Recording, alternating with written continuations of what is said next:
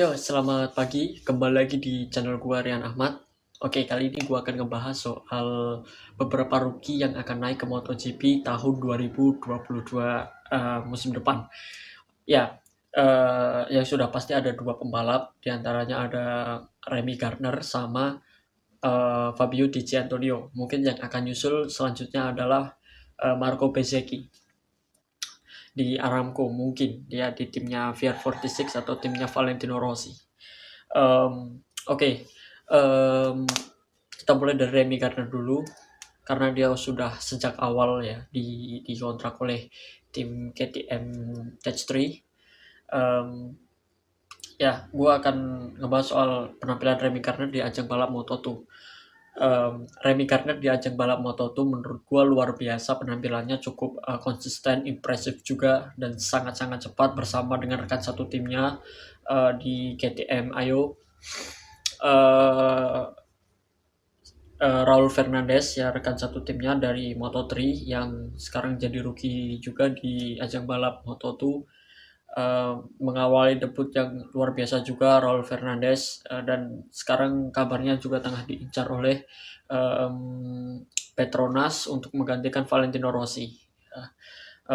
Tapi gue masih belum tahu lagi, tapi dari pihak KTM menolak untuk melepas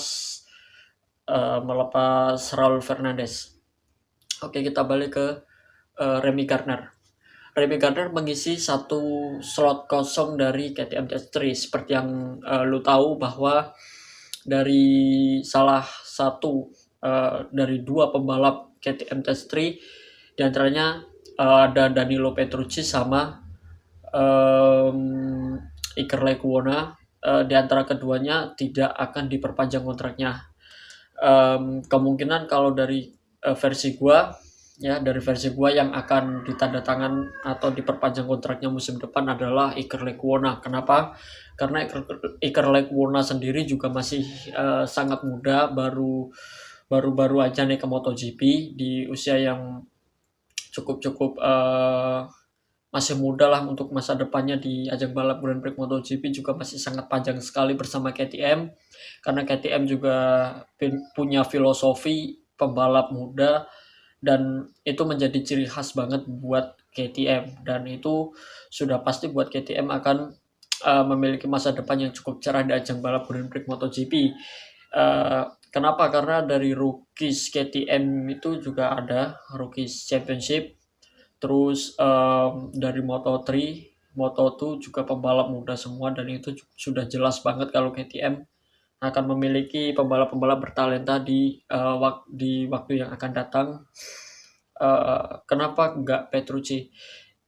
Petrucci sebenarnya sudah ditawar untuk menjadi test rider, tapi kalau gue jadi Petrucci, alangkah baiknya mending gue cabut dari KTM lah, gue pergi cari ajang lain seperti Superbike, karena rumornya juga dia ada tawaran juga dari salah satu tim dari World Superbike atau WSBK untuk tahun 2022. Tapi gue juga belum tahu, karena Aprilia juga masih kemungkinan bisa merekrut Danilo Petrucci. Seperti yang lo tahu, Danilo Petrucci adalah salah satu pembalap Ducati yang luar biasa di tahun 2019, 2020, 2021, 2019, 2020 maksud gua, maaf. Dan di tahun 2021 ini dia bersama tim KTM Test3, dia sangat optimis dengan hasil, tapi dia masih kesulitan dan masih belum bisa menggunakan motor RC16 dengan konsisten.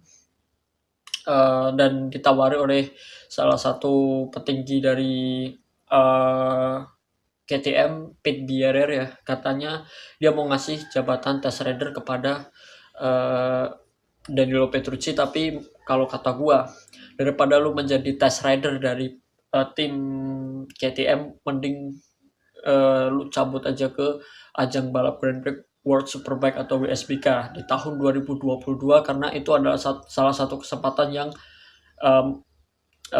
nggak nyanyain bakat ya. Gua tahu Petrucci udah nggak muda lagi, sudah berusia 28-29 tahun lah. Kalau salah dikoreksi aja.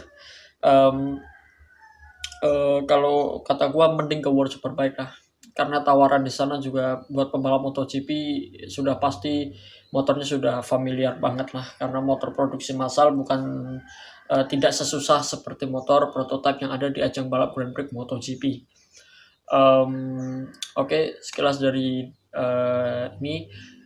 Tapi yang jelas Remy Gardner ini mampu nggak, cukup nggak untuk KTM Test3? Kalau kata gue mampu, dan sudah kelasnya dia udah naik ke MotoGP karena dia sudah lumayan lama juga di ajang balap Grand Prix Moto2, dan dia sudah saatnya lah untuk menunjukkan bahwa dia tuh bukan hanya sekadar anak dari legenda balap MotoGP di era 90-an, tapi dia juga punya bakatnya sendirilah, nggak cuma nebeng atas nama besar dari orang tuanya yang notabene adalah salah satu legenda balap MotoGP. Cukup cukup solusi lah untuk saat ini buat KTM juga, buat KTM Test3, karena KTM Test3 juga selalu diberikan amunisi amunisi tim speak motornya tuh speak yang sama dengan pabrikan. Dan seperti yang lo tahu, banyak yang perform juga seperti Miguel Oliveira di KTM Test3 waktu itu pas dia masih di sana, dia juga cukup perform, dan gue percaya bahwa Remy Gardner bakal bermain cukup luar biasa di musim depan bersama KTM Test3. Oke, selanjutnya adalah ada Fabio Di Giannantonio. Ya, pembalap ini akan bergabung bersama tim Ducati. Ya, seperti yang lo tahu sekarang Ducati diisi oleh para pembalap-pembalap muda seperti Pecco Bagnaia,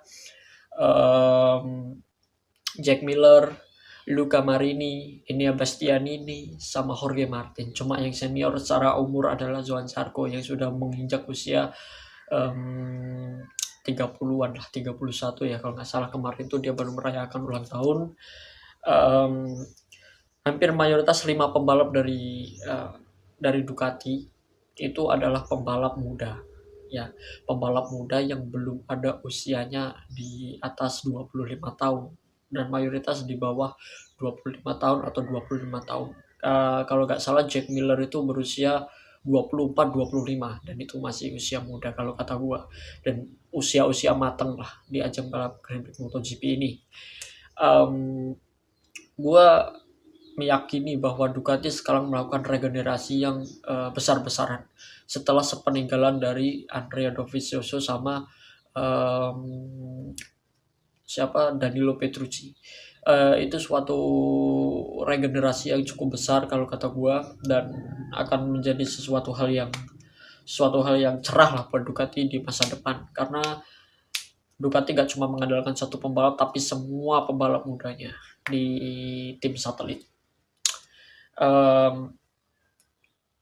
Fabio Di Giannantonio kemana? Ke Ducati bersama tim Gresini Racing.